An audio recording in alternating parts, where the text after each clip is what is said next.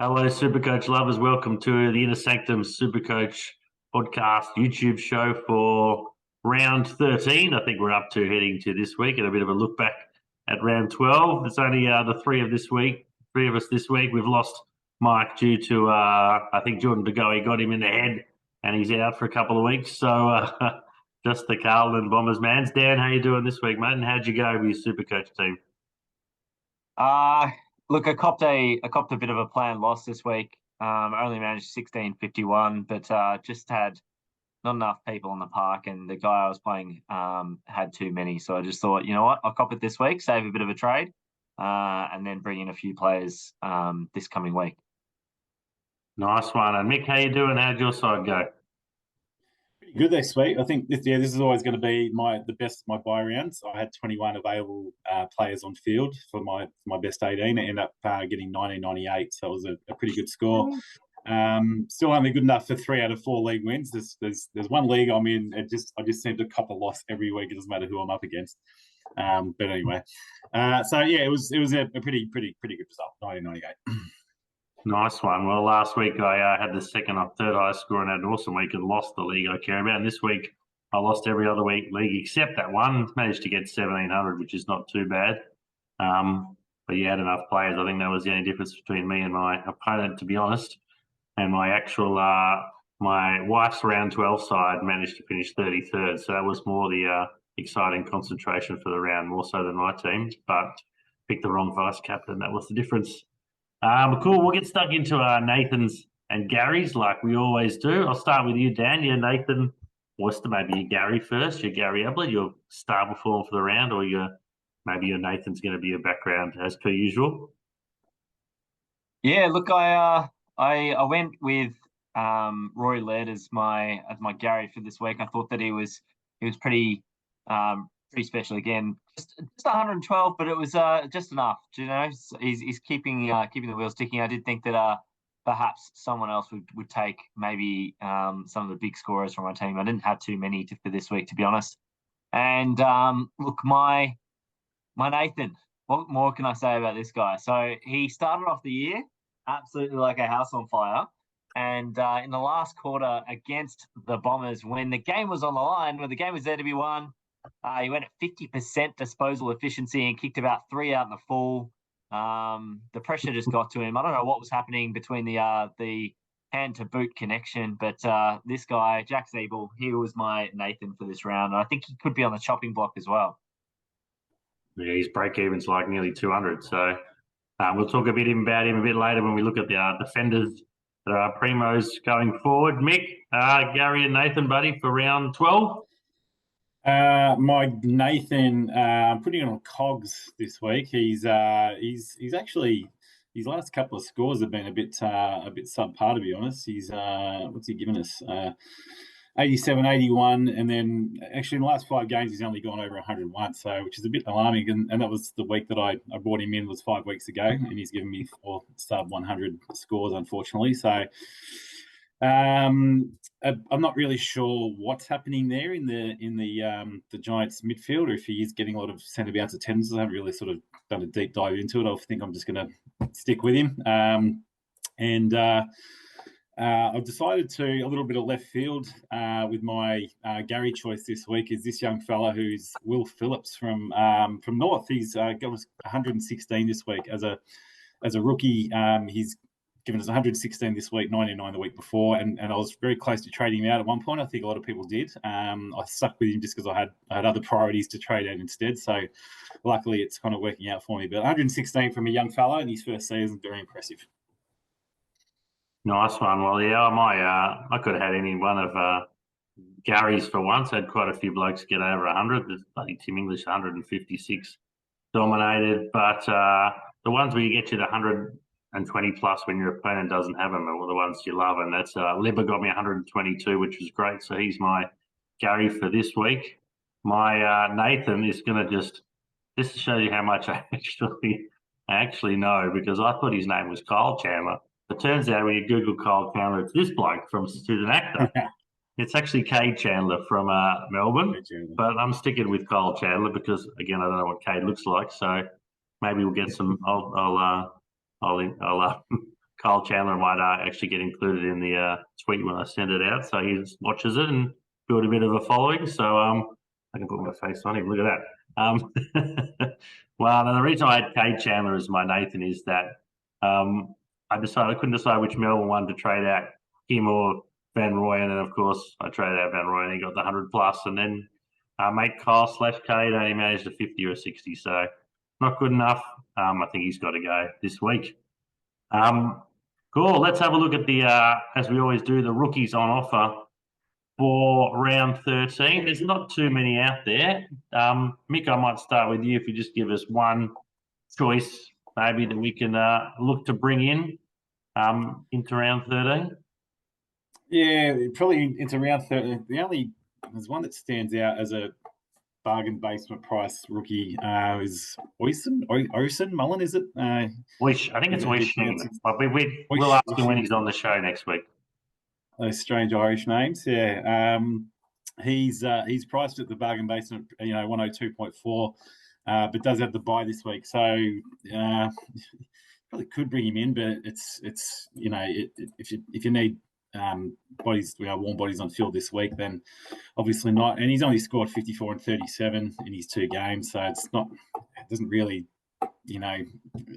become like a must pick. So, I'm really not really looking at any rookies this week. I think there's not enough out there. What about you, Dan? You just spot anybody else we could look at?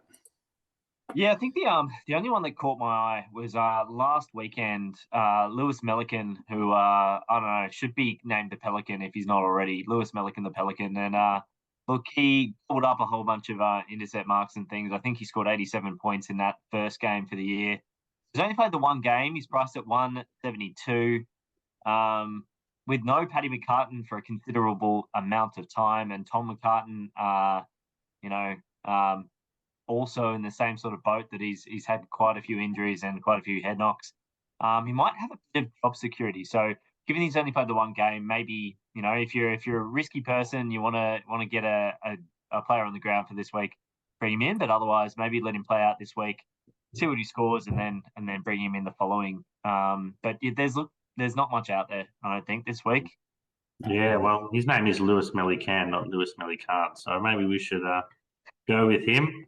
In terms of Geelong man Mullen, I think only if you're desperate for the catch, I think you're taking a risk.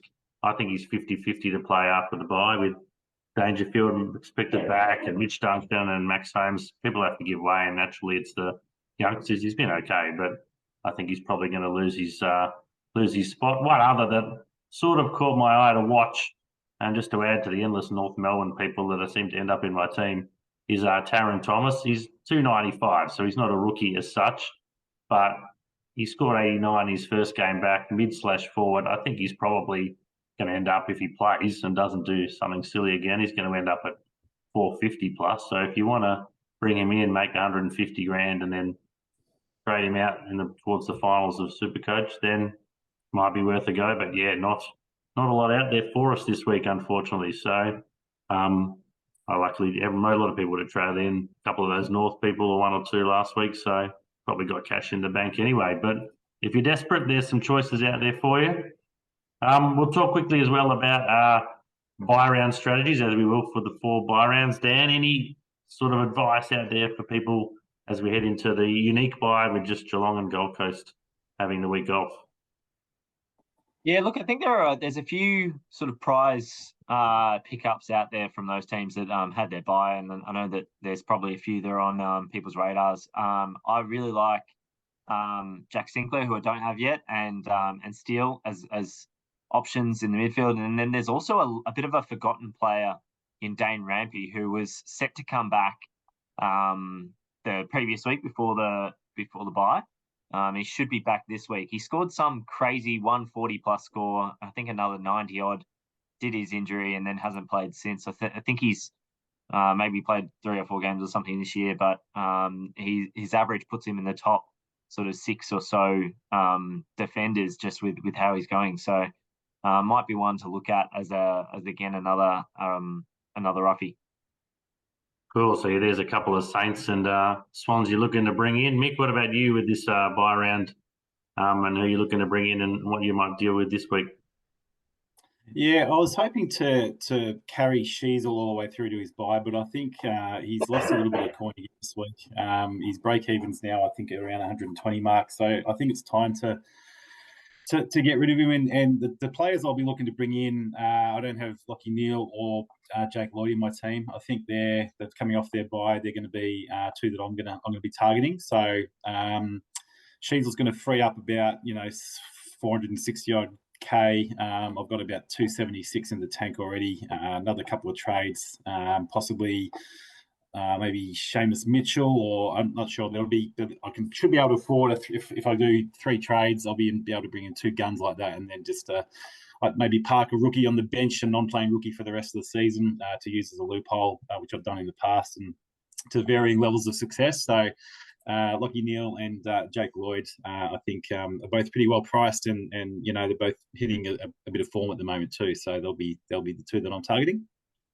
Yeah, to be honest, I don't think too many people will have more than 3 Geelong/Gold Coast players. You might have Tom Stewart, you might have Cameron or Hawkins, just odd person. You might have Anderson or Rao, Charlie Constable, but he hasn't played. But so you're not really the best 18. I thought it was a bit strange, actually. They've just gone with best 18. They could have nearly gone with best 20, given people are only going to be missing a couple, and you can trade around that. I also like Neil. I haven't got him. Everyone's got Dunkley.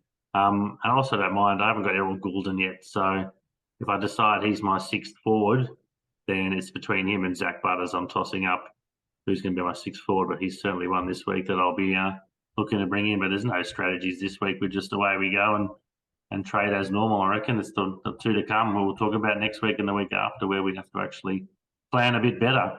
So the advice out there is go for some Swans and Saints and Freo. We didn't talk about the main man, actually, but Brayshaw. So steer clear of him so I can have him all to myself. Now he's a gun again. Nice one. We thought at this point of the year, when we get into the bye rounds, we might actually look at our mid-season award winners for our SuperCoach. So this week we're going to look at the defenders and the forwards. I might throw to you, Dan, to actually run us through who's been the best defenders of the year so far, and we can talk about how many of those we've got and we want. So defenders at this point of the year, mate. So I think that maybe we'll do the reveal from 6 through to 1. I think everyone knows who number 1's going to be, but we'll go through it. Number 6, we've got Caleb Daniel, averaging 102.7. So these are based off averages, not off total points. Percentage ownerships at 3.7. He only just made it into the top 6 with this week's performance, and my guy who's just here, Jack Siebel, dropped out for the first time since about round 3 or something. So yeah, too bad.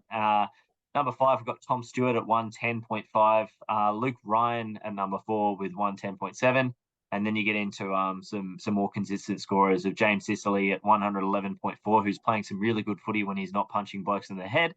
We've got Jordan Dawson at 116.9, and Nick Dacos, number 1 defender, 119.7. Look, I reckon, I don't know about you guys, but I think those top 2, Nick Dacos and Jordan Dawson, those would be my locks at this point. What do you think? Who do you think are the must-haves out of those 6?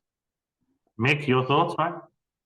I think Tom Stewart actually. I don't have him at the moment. I need to find a way to work him in, because he has an insanely high ceiling, and when he's in form, Big Tommy, he just scores so well. And Sicily's form can be a little up and down. It really just depends on like the game where Hawthorn thumped West Coast by 110 points. Obviously, as a backman, Sicily wasn't getting a whole lot of the pill, so his score suffers as a result of it.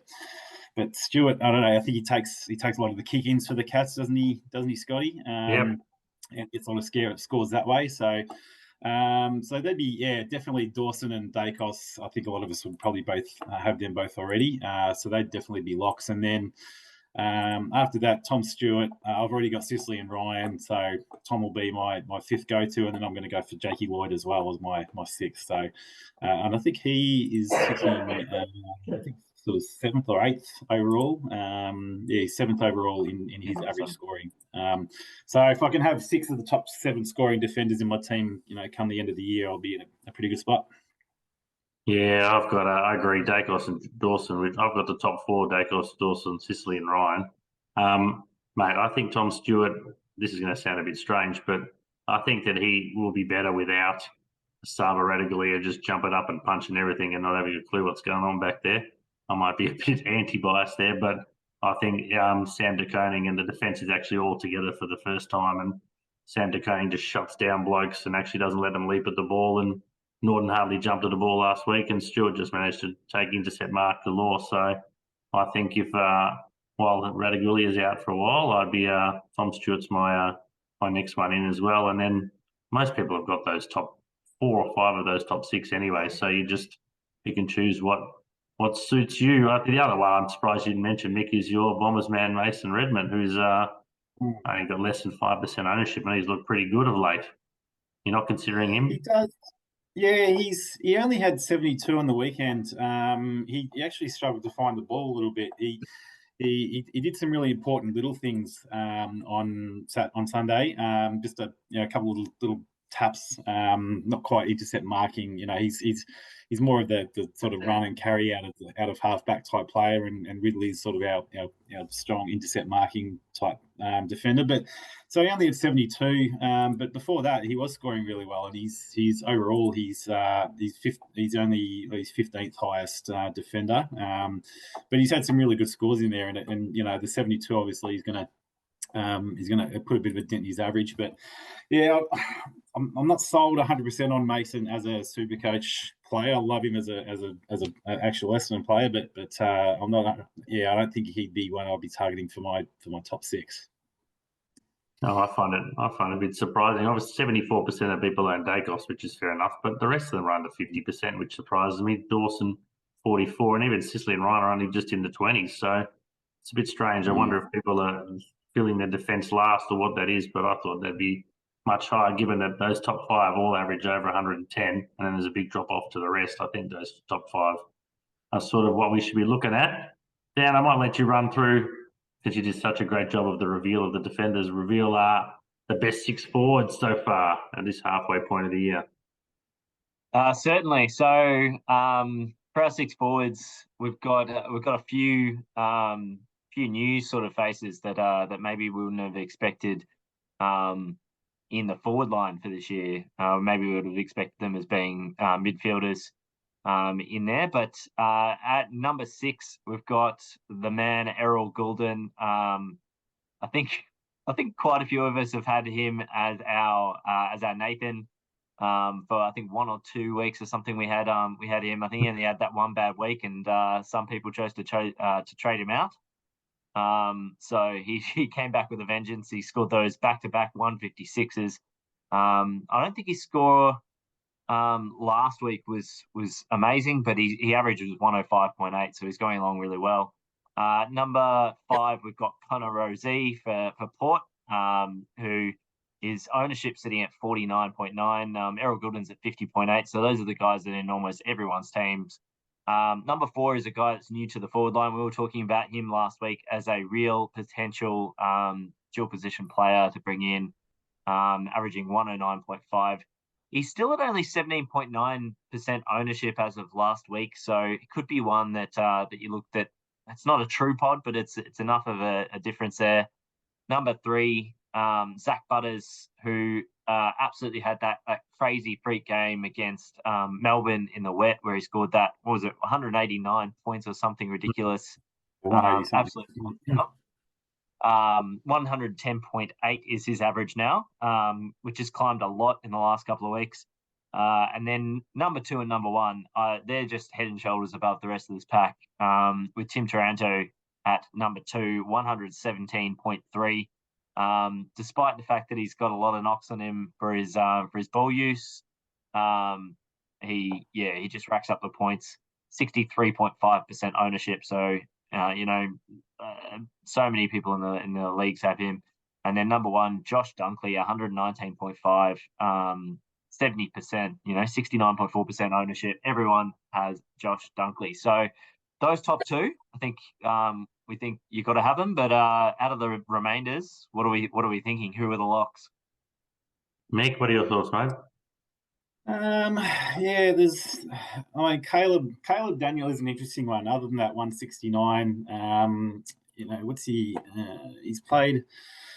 Let's see, he's played all 12 games. He's scoring. Has the last 3 weeks he's been 144, 117, 169. So he's in a real purple patch. But I'm not really sure. Some of his scoring earlier in the season was a bit up and down. So I don't know if his role's changed to some degree. And then you got the likes of Jeremy Cameron sitting at 9th highest average, and as we all know that key forwards or key position players in SuperCoach are often it's a bit of a roller coaster ride going with guys like that. So. The other one being Caniglio, and he's sitting in 10th highest, and when he does get that midfield time, his numbers can be quite high. As we know, he's got a ceiling where he can hit those sort of 140s, 150s. So a couple of options there in probably the guys that aren't in that top 6 that like you said, Dan. Caleb Daniel only 3.7% ownership, so a genuine pod if you're willing to take a bit of a gamble on a player that's in some good form. He might be might pay off for you. Yeah, well, if you just look at that list, they're all midfielders really. So the thoughts of do you go with the odd key forward? The answer is no, pretty much. I agree. Looking at the ownership, because Dunkley, clearly everyone had Dunkley and Taranto from the start of the year, pretty much, and then people have either gone with Connor Rosie or Errol Goulden, given they're at 50% each. I'm surprised Zach Butters hasn't got more, given how much he's dominated the last month. And McRae will go up now. He's a forward. I've actually got 4, luckily, of them now because McRae is a midfielder for me. So he's in for my man Cole Chandler here straight away. Interesting though, like it's less obvious, I reckon, who you sort of want as your sort of 4 to 6 players. Your F4 to F6, you could take any number. A lot of people had Caniglio from the start of the year, like you mentioned. So you sort of just go with who you've got, I reckon. And but those guys, Dunkley and Taranto. No, if you haven't got them, what are you doing playing SuperCoach? So what we'll do is we'll save that list, and we'll have a bit of a look at who ends up on the 6-man podium for the forward and defenders come the end of the season. That just throws us to the last couple of segments quickly. Dan, time for that Rage Trade Corner, mate. Let's hope it's a good one. It was a bit of a flop last week, I reckon. The crowd didn't like Darcy Wilmot copying it. So who you got for us, mate?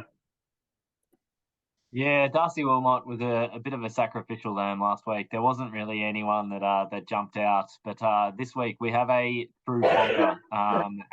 This guy, and let me just wind it up. All right, so this guy. Well, let's just say I was a bit apprehensive going into this season, picking him up in the first place. I didn't start with him. I looked at what he was doing across the half-back line, getting easy, cheap possessions and disposing of the ball effectively.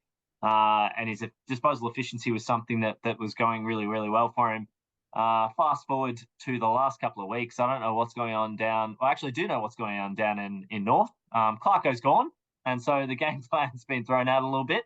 And Brett Ratton, he's never really been one for the halfback accumulator, but he's still putting him out on the park. Jack Siebel, honestly, I don't know what was going on in your head during that game in that last couple of minutes. I'm sure that it was very, very stressful, very, very pressure-filled. But you're a 300. Well, how many games has he played? 300 games? He's played a lot of games. I hope not. 200 and something, high 200. He's played a lot of games of football. You've played a lot of games of football. It was against Essendon. You had to get that win, and you put it out in the full about 3 or 4 times. So I could see the frustration in your face, but nothing compares to the frustration on my face with your point scoring this week. So absolutely lackluster. You're turfed. You're gone. You're out. Chuck him. Good. Gone. Much better, Dan. I hope he's gone, as he should be.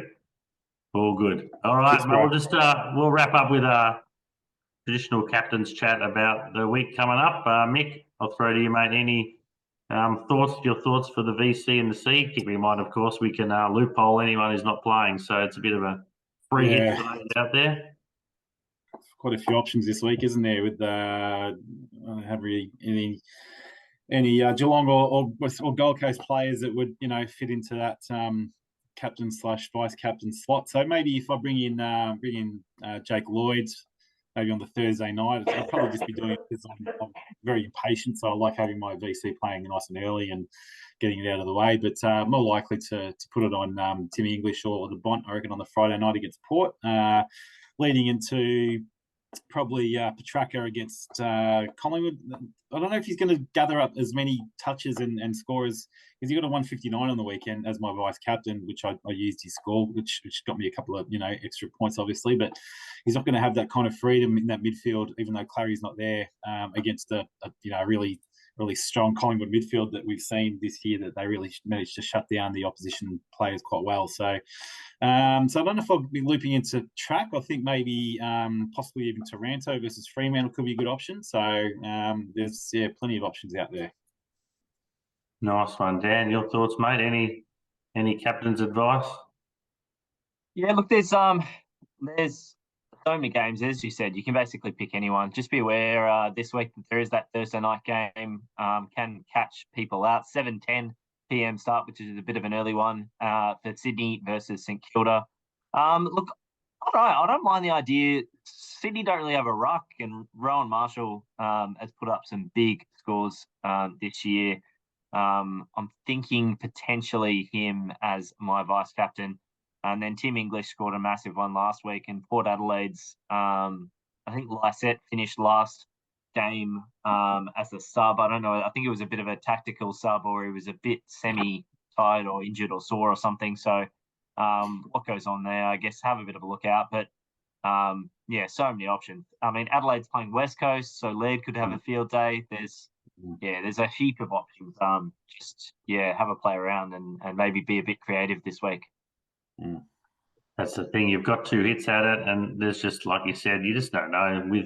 There's no Gary Abbott's of the past where you just go, "Yep, thanks very much," and Oliver's out. So, and Bont even the last few weeks has just not been scoring nearly the one. Well, he's still getting touched, 50 points a touch, but he's not having as many touches. So, I like Dawson. I think Clary might be back. Well, if he's back, Clary might be back. Do you take the punt straight away? Look, I've kept him because I stuffed up that trade a couple of weeks ago. Our viewers might remember that I committed the SuperCoach cardinal sin of not checking the game start times and held him. But look, I think there's talk that they had a 10-day break from beating us because we suck and playing Collingwood, so they had plenty of time to get him right. So I think he's going to be ready to go on the King's birthday. Yeah, well, he might just save him. Say he likes the big game, so that might be a good choice. I agree. The Crows players against West Coast, midfielders against West Coast, seem to get heaps of the ball. So, good luck to everyone out there. You just take a punt and see how you go. Part of the fun of it all. I hope we provided a bit of advice this week and a bit of laughs, and we look forward to having you all watch again next week. Thanks very much. Cheers, boys. Have a good one. Thanks, boys. Let's see how my man Kyle goes this week.